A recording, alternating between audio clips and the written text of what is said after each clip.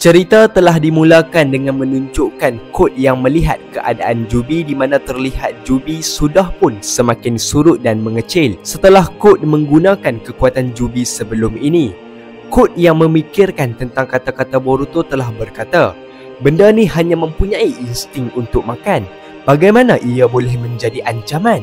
Di mana sebelum ini Boruto pernah mengatakan yang jika Jubi ini tidak dihentikan, maka ia akan hilang kawalannya dan akan menyebabkan masa depan akan sungguh gelap. Dan semua ini berpunca dari perbuatan kod. Lalu ditunjukkan adegan Boruto di mana kata Boruto mengatakan untuk cepat kerana dah tak ada banyak masa yang tinggal. Boruto menjawab, "Hei, kau boleh diam tak sekejap? Aku bukanlah skillful sangat macam atuk aku, iaitu Namikaze Minato." Jadi Kawaki pun hairanlah yang Boruto seolah-olah sedang bercakap dengan seseorang, tetapi tiada sesiapa pun yang ada di situ melainkan dia dan Boruto. Kemudian Boruto mampu mengesan keberadaan kod dan dia terus menggunakan jutsu Hiraishin seperti atuknya Namikaze Minato.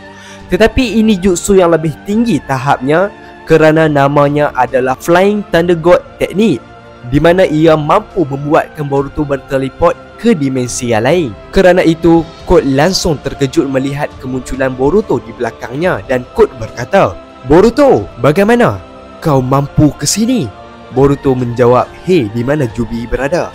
Lalu ternyata katak Boruto itu juga terkejut melihat keadaan Jubi dan tak menyangka yang kod mampu mentransformkan Jubi sehingga ke tahap seperti ini. Namun tiba-tiba ada satu makhluk telah pun muncul di tepi Boruto dan terlihat dia mempunyai dua mata reningan. Boruto yang perasan keadaan itu berkata, tak guna. Adakah semuanya sudah terlambat?" Dan pada ketika itu juga kod terkejut melihat bak yang juga sudah berubah menjadi satu pokok. Namun Boruto berkata, "Hei kod, adakah kau menyebut yang bak menjadi pokok? Tapi sekarang dia bukan lagi bak, tapi dia adalah Shinju." Kemudian dengan tiba-tiba Shinju bak itu terus menyerang ke atas Boruto dan menerbangkan Boruto sehingga ke satu benteng. Namun terlihat Boruto mampu menahan serangan tersebut. Shinju bak itu berkata, "Hei, berani kau datang ke sini berseorangan, Otsutsuki Boruto." Lalu Boruto telah gunakan satu teknik Raiton yang selalu digunakan oleh Uchiha Sasuke kepada Shinju bak itu. Tapi Shinju bak itu tidak menyerah dan dia terus berikan serangan yang seterusnya kepada Boruto. Dan ternyata Boruto mampu mengelak serangan menggunakan Hiraishin no Jutsu dan muncul di tepi kod. Kod berkata, "Hei, apa yang berlaku Boruto? Terangkan dekat aku." Namun terlihat kod masih tersiksa dengan jutsu rasengan Uzuhiko sebelum ni dan kod mula rebah. Dan kerana itu Boruto telah hilangkan atau deaktivatekan kesan Uzuhiko yang ada pada kod itu. Tapi dengan syarat setelah itu kod mesti membantu dan bersedia dengan serangan yang akan datang dari Shinju ini. Kod berkata, "Apa yang berlaku? Jubi dan bak?" Boruto menjawab, "Bukan hanya bak, bahkan orang lain juga. Sesiapa sahaja yang telah bertukar menjadi pokok akan membantu Shinju ini." Dan tanpa dijangkakan, tiba-tiba ada satu lagi Shinju telah berterbangan di belakang bahagian atas Boruto dan kod. Dan dia berkata, "Ini adalah cakra yang ada di planet ini dan kami akan menyerap semuanya sekali. Kami adalah Shinju dan hidup untuk menghasilkan buah cakra. Itu hanya secara dasarnya sahaja. Tapi disebabkan kod, kami telah pun bangkit dan mempunyai ego yang tersendiri." Tapi tidak hanya itu, tiba-tiba muncul lagi satu Shinju perempuan yang berkata, "Kesiannya kau kod. Kau selalu berhadap pada impian kau. Takdir kau sememangnya macam badut dan hanya digunakan oleh orang lain." Lalu kata Boruto berkata, "Hei Boruto, ini tak bagus. Lebih baik kau berundur. Kita kena bina balik strategi yang baru." Tapi sebelum itu, tiba-tiba Boruto perasan ada satu lagi Shinju telah muncul tapi wajahnya masih tidak kelihatan. Kemudian babak telah beralih ke adegan di pejabat Hokage di mana Shikamaru tak sangka yang Boruto mampu larikan diri dan menggunakan space time ninjutsu. Kawaki mengatakan yang Boruto nampaknya sedang mengejar kod dan mungkin dia sudah berada di dimensi kod berada. Shikamaru menjawab, "Jadi tujuan Boruto datang ke Konoha hanyalah untuk kod?"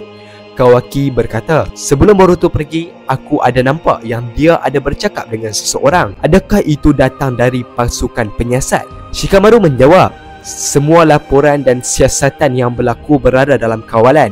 Dan jika aku tahu ada seorang sahaja yang membantu Boruto, sepatutnya kita sudah tahu dia adalah siapa. Tapi nampaknya orang yang membantu Boruto bukanlah shinobi dari Konoha. Lalu tiba-tiba Sarada masuk ke bilik Hokage dan berkata, hei, korang bodoh ke?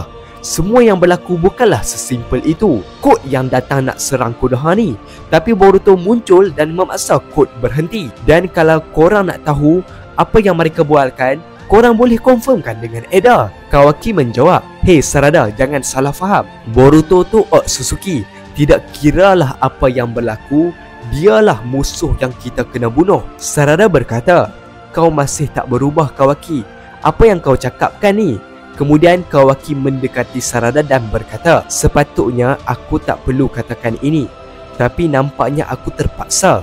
Sarada, aku pun Otsutsuki, tapi aku mampu membunuh mereka. Kau dah lihat kan kekuatanku, iaitu kekuatan yang hanya wujud untuk membunuh mereka. Jika kerja ini selesai, maka aku gembira untuk menghilangkan diri.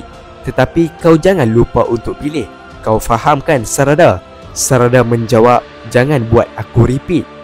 Aku tidak akan biarkan kau lakukan perkara macam tu sebagai seorang ninja dan akan menjadi seorang Hokage. Lalu Shikamaru suruhlah mereka berdua berhenti bergaduh dan Shikamaru teruskan perbincangan mereka, terutamanya berkenaan seseorang yang telah berubah menjadi pokok, yang mana setelah diserang oleh Sumeka. Shikamaru berkata, adakah mereka mencuba untuk membuat hutan di sini? Sarada menjawab, aku tak tahu, mesti ada cara untuk selamatkan mereka. Dan dari apa yang aku fikirkan, Boruto tahu tentang perkara ni. Shikamaru berkata, jadi adakah ini alasan Boruto mahu bertemu Code? Sarada menjawab, nampaknya musuh kita sekarang ni bukan lagi Boruto, tapi ia adalah Code. Dan sejak ini hanya Code yang menyerang Konoha. Boruto tak serang pun. Jadi kita perlu membantu Boruto untuk kalahkan Code. Kemudian beralih ke adegan Boruto. Terlihat Boruto sepertinya mahu menyerang Shinju tersebut. Lalu katak Boruto itu berkata, hei Boruto, apa yang kau nak lakukan? Kita dah gagal sekarang, lebih baik kau lari. Kemudian dengan tiba-tiba Shinju itu telah muncul di tepi Boruto melalui tanda cakar di situ dan cuba menyerang Boruto. Namun Boruto mampu mengelaknya. Dan ternyata Shinju itu adalah Shinju Sasuke. Dan ini bermakna Sasuke sudah pun menjadi satu pokok. Tidak hanya itu, Shinju itu juga mampu menggunakan serangan Chidori seperti Sasuke. Dan ternyata Boruto membalas serangan itu dengan rasengan miliknya. Pada saat itu, terlihat Shinju yang lain hanya melihat pertarungan yang sedang berlaku. Namun tiba-tiba Shinju Bak juga mengambil kesempatan untuk menyerang Boruto dari tepi menggunakan cengkaman tangannya.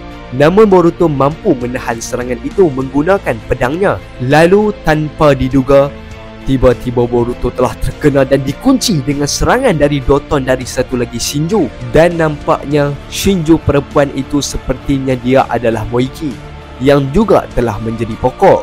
Namun Boruto meminta Code untuk membantunya, tapi ternyata Code langsung tak kisah akan Boruto kerana Code menyangka yang setelah mereka memakan Boruto, mereka akan berubah menjadi Shinju yang selengkapnya. Dan setelah itu terlihat Code telah meninggalkan Boruto dari situ dan hanya menganggap yang satu misinya, iaitu kematian Boruto sudah selesai. Kemudian kata itu memintalah Boruto lari secepat yang mungkin, kerana kalau Boruto mati, semuanya akan menjadi sia-sia.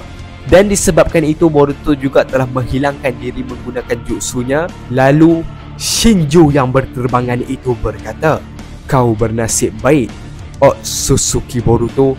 Ego kami baru sahaja dibangkitkan. Sama juga dengan keinginan, pengetahuan dan insting memakan kami terhadap kau Boruto baru sahaja bermula. Larilah ke mana kau suka dan ke mana kau mahu berada di dunia ini. Tapi kau kena ingat Otsutsuki Boruto, yang kau takkan mampu lari dari takdir kau. Kemudian beralih ke babak Boruto. Terlihat Boruto telah berada di sesuatu tempat dan bersandar di satu pokok. sambil melihat ke arah pengikat kepala yang diberikan oleh Uchiha Sasuke sebelum ni. Kemudian seseorang yang berada di tepi pokok berkata, "Kau nak hancurkan planet ini kah, Boruto? Janganlah paksa diri kau lagi selepas ni. Ia sangat berisiko."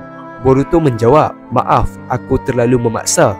Dan ternyata orang yang berada di tepi pokok itu adalah Kashin Koji. Dan ya, Kashin Koji is back. Dan dia berkata lagi, "Aku bukannya nak menyusahkan kau, Boruto, dan bukannya nak menenangkan kau. Tapi kau patut tahu, ini tetap akan berlaku dengan risiko yang tinggi. Apa yang kita mahu lakukan tidak akan pernah berubah. Kita tetap kena lawan." Boruto kemudian dia memandang ke atas dan berkata, "Maaf, aku rasa kau masih kena tunggu sedikit sahaja lagi, Sasuke Sensei." Dan terlihat Uchiha Sasuke juga telah berubah menjadi satu pokok. Dan ini bermakna Uchiha Sasuke masih belum mati. Dan tamat untuk alur cerita Boruto to Blue Vortex chapter yang keempat. Dan nantikan video seterusnya dari Manpan Studio berkenaan teori-teori yang akan datang. Shinobi no Jidai wa Owaru.